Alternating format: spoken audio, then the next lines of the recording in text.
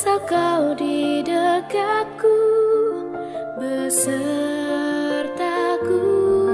selamanya. Shalom. Bagaimana kabarnya? Bapak Ibu dan Saudara kasih, seperti biasa, sebenarnya kenapa sih kita harus bernyanyi mazmur? Karena di dalam kehidupan bergereja GKJW, setiap minggu harusnya kita mengenal 3 bacaan. Bacaan pertama itu mazmur, bacaan kedua itu berkaitan dengan surat-surat, yang ketiga berkaitan dengan Injil. Cuman biasanya yang dibaca hanyalah Injil. Padahal proyek dari Majelis Agung, kalau kita bisa membaca 3 bacaan dalam setiap hari Minggu dan kita mengikuti renungan harian dengan ayat yang sudah disediakan oleh Majelis Agung, dalam waktu 4 tahun kita sudah bisa khatam membaca Alkitab. Nah, akhirnya karena durasinya begitu lama sehingga banyak gereja yang tidak menggunakan 3 bacaan. Dan biasanya 2 bacaan. Mazmur itu seringkali disisipkan di dalam tema dengan sebuah judul litani mazmur gitu ya. Kenapa kok pakai litani mazmur? Biasanya itu karena SDM-nya kurang Bapak Ibu. Kenapa? Karena biasanya mazmur kan dinyanyikan, lagunya kan baru-baru semua, notnya kan naik turun. Jadi ini halah males aku naik nyanyi mazmur gitu ya. Jangankan mazmur, kalau lagu yang baru aja kadang-kala kita males untuk belajar, apalagi mazmur. Akhirnya disisipkan sebagai litani mazmur.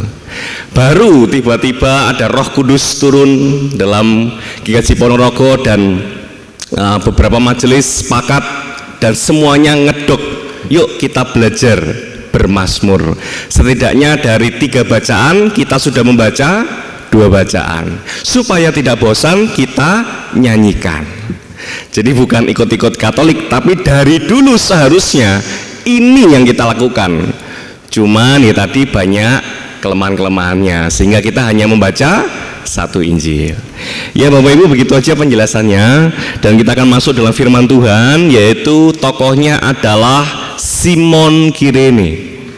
Hari ini kita akan belajar banyak tentang tokoh bernama Simon Kirene yang dia hanya dicatat dalam 1 kalimat saja, bahwa dia dipaksa untuk apa Bapak Ibu? Memikul salib. Mari kita mendalami langsung cerita ini. Simon Kirene ini Bapak Ibu, itu aslinya orang Afrika Utara di atas kota Libya. Bayangkan orang Afrika Utara tetapi dia orang Yahudi. Jadi dia itu Yahudi diaspora. Dan jangan semua tahu, Yahudi diaspora itu adalah orang Yahudi yang tidak tinggal di Israel tapi tersebar kemana-mana. Misalnya orang Jawa di Kalimantan, artinya orang Jawa diaspora itu. Jadi tidak hanya tinggal di Jawa, tapi di luar pulau ataupun di luar negeri. Nah, ternyata Yahudi tersebar sampai Afrika Utara. Dan banyak Yahudi-Yahudi yang tersebar itu, yang diaspora itu suka menabung Bapak Ibu. Suka menabung uangnya, ditabung supaya apa? Supaya punya sebuah tujuan. Nanti besok nek Paskah aku harus pulang ke tanah asal. Karena ada sebuah tradisi di dalam kehidupan bangsa Israel, ketika Paskah harus pulang ke tanah Yerusalem. Jadi mereka tuh mengumpulkan dana Bapak Ibu. Kalau mereka bisa ke Yerusalem itu seakan-akan dosanya mereka itu bisa diampuni, seakan-akan mereka bisa menjadi orang yang suci. Jadi bagi orang Yahudi diaspora yang sudah tersebar di luar negeri, di luar pulau, ada sebuah keinginan bahwa saya harus, ada sebuah kewajiban bahwa saya harus pergi ke Israel. Ya mirip-mirip dengan tradisi budaya dulur kita gitu ya. Nah akhirnya Simon Kirene ini Bapak Ibu menabung, dan ini uangnya tidak sedikit. Kenapa? Karena dulu tidak ada Gojek, dulu tidak ada kereta, dulu tidak ada Grab. Semuanya diterjang dengan berjalan kaki kalau dia nggak punya uang. Kalau dia punya uang, mereka bisa sewa namanya kereta kuda.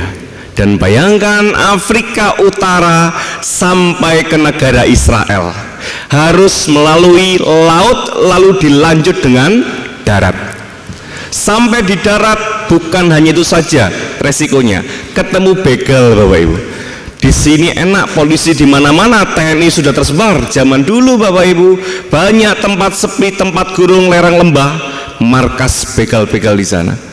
Dia harus sewa pengawal, dia harus berjalan dengan sebuah ketakutan, tapi dengan sebuah keyakinan, saya harus pulang, saya ingin merasakan Paskah di Israel. Kenapa Bapak Ibu? Karena merayakan Paskah di tanah Israel pasti berbeda di negara-negara lain. Beda toh kita ngelain Paskah Natal di desa Kristen sama desa yang bukan Kristen, pastilah lebih gegap gembita yang desa-desa Kristen. Apalagi sebuah negara yang dimana seluruhnya mayoritas adalah Yahudi. Ini menjadi keinginan semua orang Bapak Ibu untuk bisa punya pengalaman iman lebih dalam ketika mereka pulang ke bangsa Israel. Sudah nabung banyak, melawan resiko, melawan begal, menghabiskan waktu, stamina, pikiran, sampailah Simon Kirene Bapak Ibu dengan sukacita. Akhirnya saya sampai, saya bisa beribadah, saya bisa mendalami iman saya untuk lebih dalam dan percaya pada Tuhan. Pas dia masuk Bapak Ibu, tiba-tiba banyak orang berkerumun. Lalu dia ngintip Bapak Ibu, lama-lama penasaran, ini ada apa orang-orang kok berkumpul. Majulah dia ke depan Bapak Ibu dan menyaksikan Kristus sedang memikul salib. Dan disitulah awal apesnya Simon Kirene. Bapak Ibu dan saudara kasih, bukannya Yesus tidak kuat memanggul salib, tapi kita baca ayat tadi, Yesus itu sedang diolok-olok.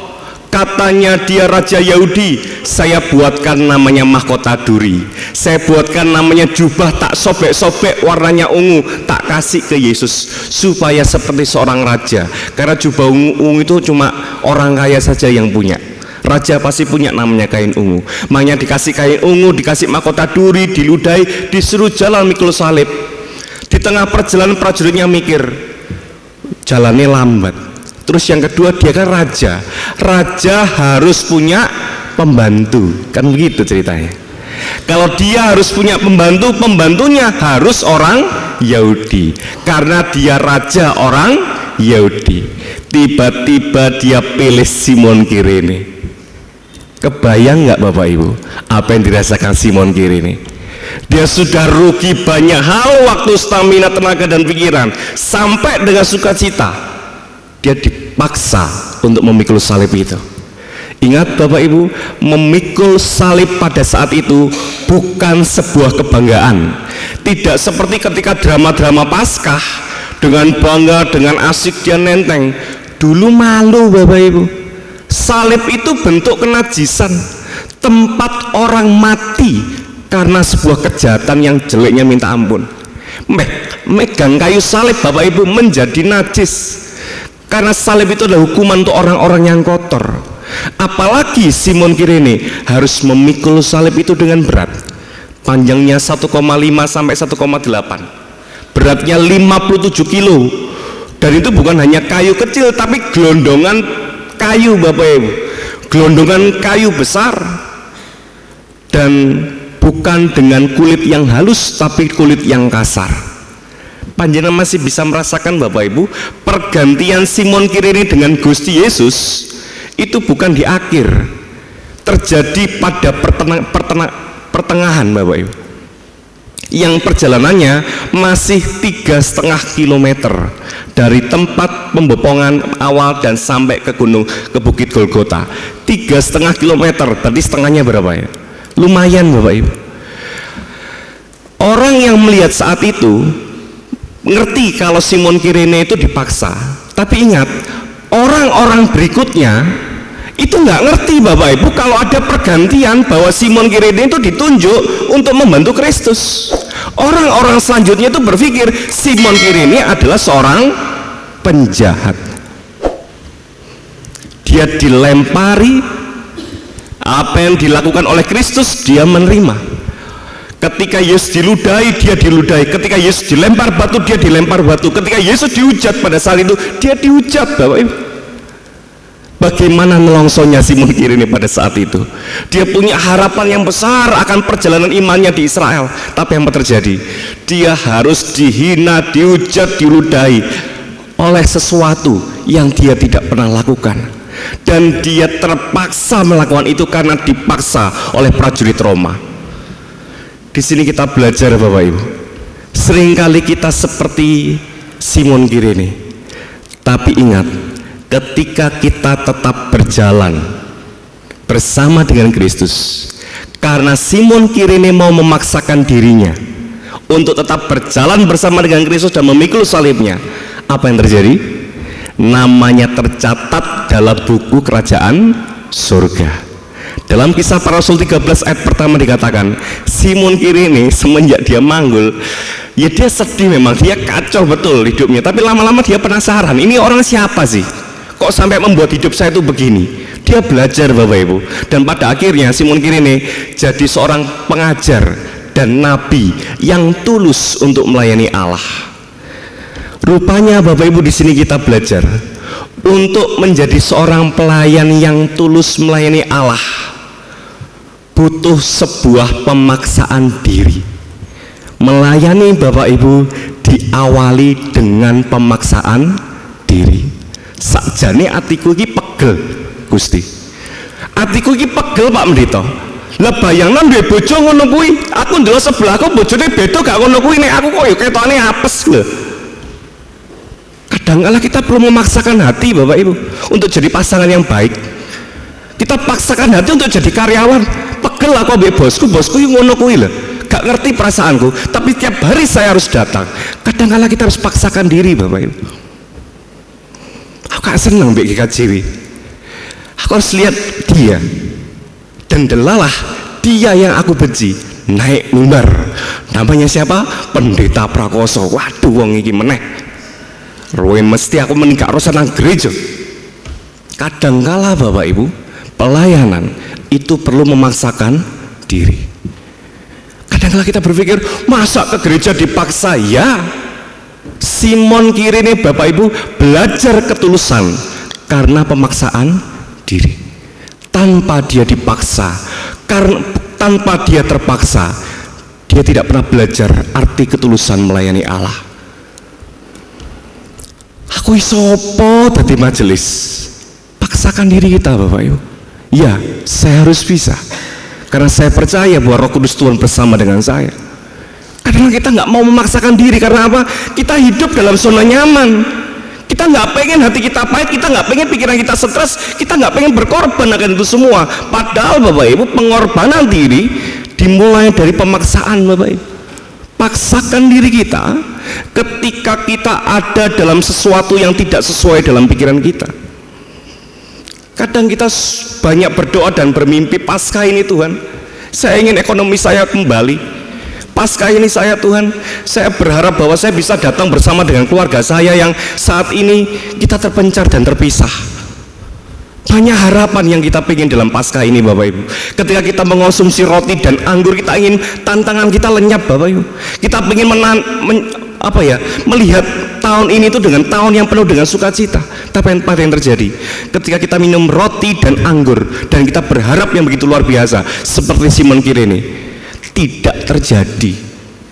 Malah Tuhan izinkan salib itu kita panggul dengan sebuah hinaan, ludahan, dan kadangkala harapan kita jauh sekali dari pandangan kita. Bahkan tantangan pencobaan malah yang terjadi. Tenang Bapak Ibu, panjenengan tidak sendirian. Simon Kirene pernah melakukan dan merasakan apa yang kita rasakan.